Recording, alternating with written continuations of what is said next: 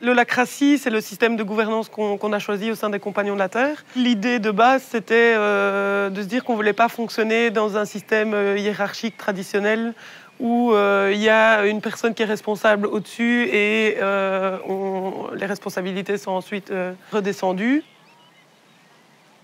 L'idée, c'était plutôt de se dire, ben voilà, plutôt que de donner le pouvoir à une personne, on va donner le pouvoir à l'organisation en entière. Et ça veut dire qu'il va y avoir plusieurs responsables au sein de l'organisation et le pouvoir va justement être séparé et donc plus horizontal parce qu'il va être séparé sur plus de monde.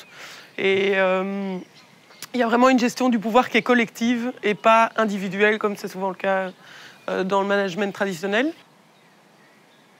Et ensuite, il y a la démocratie qui est la prise de décision. Qui prend les décisions dans un groupe de coopérateurs, de 350 coopérateurs? Je ne demande pas à mes 350 coopérateurs d'apprendre l'holacratie, c'est impossible.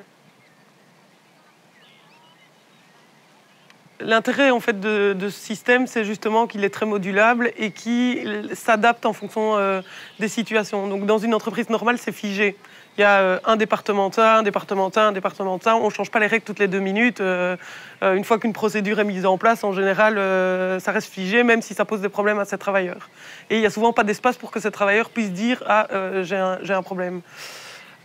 Ici, la structure de l'organisation elle évolue constamment. En fait. Par exemple, dans une réunion qu'on appelle une réunion de gouvernance, on a modulé toute l'organisation en 2 heures et tout le monde a switché de fonction pour que en fait, ça corresponde à la réalité et pas à ce qui avait été écrit sur le papier il y a 2 semaines.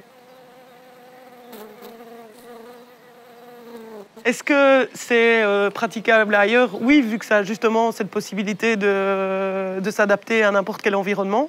Et c'est ça qui fait la force d'un tel processus. Ce sont juste des règles à apprendre. Il faut être formé au début. Mais à partir du moment où on arrive à traiter, à identifier une tension, à voir comment on la traite, dans quel endroit, je veux dire, c'est applicable partout.